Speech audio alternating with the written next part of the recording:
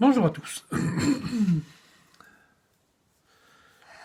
Je vous rappelle que, mais vous le savez ça, tout le monde veut devenir riche, ce qui est tout à fait normal.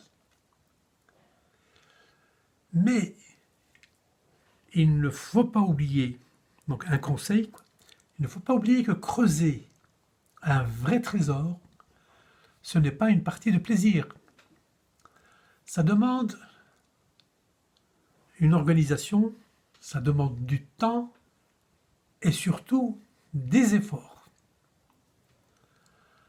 En effet, il y a beaucoup de gens qui nous suivent, très intéressés,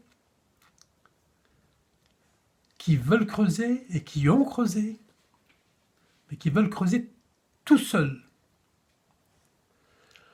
Donc ils ne savent pas ou ils ne connaissent pas quel genre d'effort ça demande. Puis ils m'écrivent des dizaines de fois pour me dire qu'ils n'ont rien trouvé, que ce n'est pas normal, qu'il y a peut-être des erreurs, alors que juste lorsque je revérifie le trou qu'ils ont creusé, que je revérifie avec le pendule, je trouve que l'affaire est encore là, à 40 ou 50 centimètres seulement. Ou bien elle se trouve à 30 ou 40 centimètres à droite ou à gauche du trou qu'ils ont commencé à creuser. Donc, je rappelle quelque chose d'essentiel.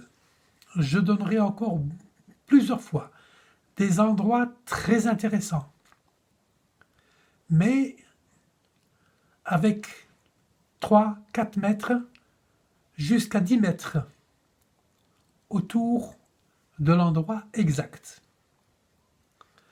Le site que j'ai monté ici, il a pour but de vulgariser l'utilisation de la baguette et du pendule dans le domaine des trésors.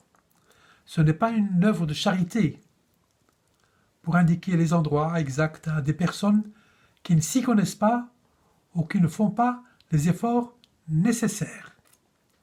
Qu'elles apprennent d'abord la radiesthésie, qu'elles se spécialisent dans le domaine des trésors, et puis après, elle verra les résultats qu'elle peut avoir. Donc, encore une fois, qu'on se mette d'accord. Les indications données dans le futur peuvent être jusqu'à 5 ou 10 mètres près. Ceci pour permettre aux amateurs d'utiliser leur matériel comme le pendule, la baguette, autres appareils de radiesthésie ou même les détecteurs de métaux. Ce n'est ni péché ni interdit. Ceci pour avoir un résultat. D'autre part, il faut savoir que lorsque je donne un lieu, je demande aux gens de passer d'abord un coup de détecteur, mais un bon détecteur. Il y a certains qui m'ont donné les marques de détecteurs qu'ils utilisent. Un détecteur qui va à 25 cm ne va pas trouver un trésor, à part s'il est tout à fait au bord de la terre, au bord du sol. Il faut savoir que nous ne recherchons pas une pièce par-ci par-là, mais nous recherchons de véritables grosses masses, des grosses cachettes et des trésors. Imaginez seulement si cet or qu'on recherche se trouve à 1 mètre de profondeur et que vous devriez dégager 1 mètre cube de terre avant d'approcher le résultat. Il faut savoir que le faire seul devient pratiquement impossible, puisqu'il faut voir une question de temps, une question d'effort et une question, je dirais, de visibilité psychologique, Également, il ne faut pas se voiler la face, ou bien faire comme l'autruche. Il y a beaucoup de trésors qui sont, comme on appelle ça, sous domination. Lisez un peu à droite et à gauche dans toutes les langues du monde. Il y a des trésors qui sont sous domination talismanique, d'autres qui sont sous domination des entités, qu'on appelle en Afrique du Nord les djinns par exemple, D'autres qui sont sous domination à cause du lieu, puisqu'il y a certains lieux où on a fait des sacrifices ou des activités ésotériques assez intenses. Ça peut tenir aussi à la qualité du trésor.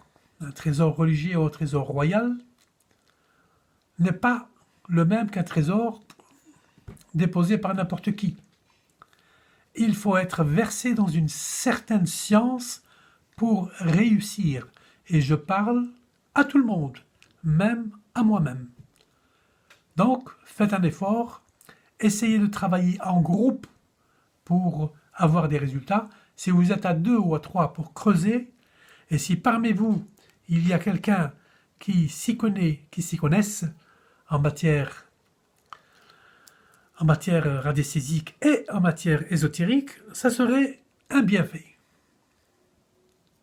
Ok, par la même occasion, je tiens à féliciter tous ceux qui ont eu des résultats grâce à mes indications, principalement le groupe de Ali à Sidi Bel Abbès en Algérie, qui a pu extraire leur 3e trésor sur nos indications.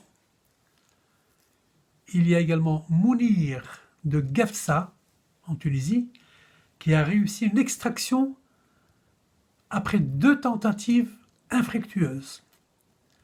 Jean-Pierre, des Sables d'Olonne, en Vendée, ou Olonne-sur-Mer, grand admirateur du général Charette, que tout le monde doit connaître.